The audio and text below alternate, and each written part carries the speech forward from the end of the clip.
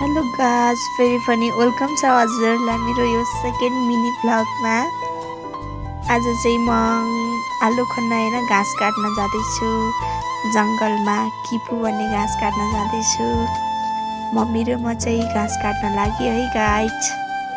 मेरो मम्मीले चाहिँ बाटोबाट घाँस काट्दै हुनुहुन्छ अनि आधी टोको चाहिँ त्यहीँनिर पुऱ्याउनुहुन्छ। हामी चाहिँ यसलाई दोक्सिल भन्छ गाइस, तपाईहरुले के भन्नुहुन्छ? बिचरा दोक्सिल चाहिँ च्यातिसकेछ। अब चाहिँ मेरो हजुरबाले बुन्नु भएको, अब हजुरबाले दोक्सिल पनि बुन्न सक्नु हुँदैन। अब हाम्रो दोक्सिल कसले बुनिदिने होला? म चाहिँ खोल झारो तर्दै गयौँ। हामी चाहिँ गए अनि त्यसै त्यहाँ चाहिँ जङ्गलको बाटो छ। अलिअलि जङ्गलको बाटो रुँदै जानुपर्छ घाँस काट्ने ठाउँमा। अनि मम्मीले चाहिँ अलिअलि काट्दै जाँदै हुनुहुन्थ्यो। आधी पैसा भारी पनि। अनि हामी चाहिँ गयौँ। यहाँ चाहिँ यही हो घाँस काट्ने ठाउँ चाहिँ हाम्रो।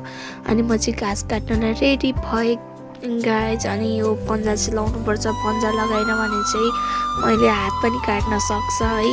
अनि यो चाहिँ हाम्रो दोक्सेलहरू अहिले चाहिँ खाली छ दोक्सेल। मम्मीले चाहिँ काटेर भोराउँदै हुनुहुन्छ। म पनि काट्नलाई स्टार्ट गरेँ घाँस काट्न। अनि किपुहरू टन्नै रहेछ। घाँस चाहिँ मजाको रहेछ, त्यही भएर घाँस चाहिँ काटौँ लाग्दो रहेछ। अनि टन्नै घाँस काटेँ। मैले चाहिँ अलिक छिटो घाँस काट्छु क्या। अनि त्यहाँ चाहिँ जुका टन्नै थियो। मलाई जुकाले कति धेरै खाइदिएको, पेटैभरि ढाप छ जुकाले खाइदिएको। अनि मैले चाहिँ घाँसको बारी हाल्न गएँ। आधा भएको थियो घाँसको बारी मैले चाहिँ हाल्न जानेन। अनि त्यसपछि मम्मीले घाँसको बारी मिलाइदिनु भयो मेरो मजाले। उहाँले कति मजाले मिलाइदिनु भयो सलक्क च्याप्प पारेर। अनि मैले हाल्न चाहिँ हाल्थेँ तर मिलेन अरे मेरो घाँसको बारी। अनि यस्तो भयो घाँसको बारी चाहिँ धेरै गरौँको भएको जस्तो लागेको थियो। अनि अब चाहिँ हाम्रो घाँसको बारी पुग्यो दुवैजनाको। अनि घर जानलाई रेडी भए, तर जुकाले मलाई घर जान दिएन। जुका पनि कति ठुल्ठुलो थियो, अबुई डर लाग्ने।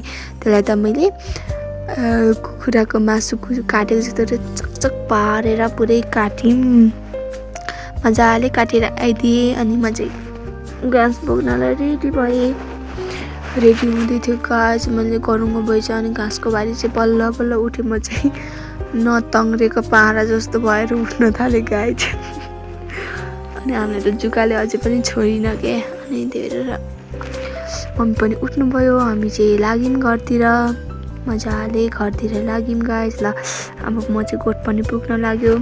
मेरो मिनी ब्लग कस्तो लाग्यो सबैजनाले हेरिदिनु भएकोमा धन्यवाद। हेरिदिनु होला सबैजनाले। Okay by guys.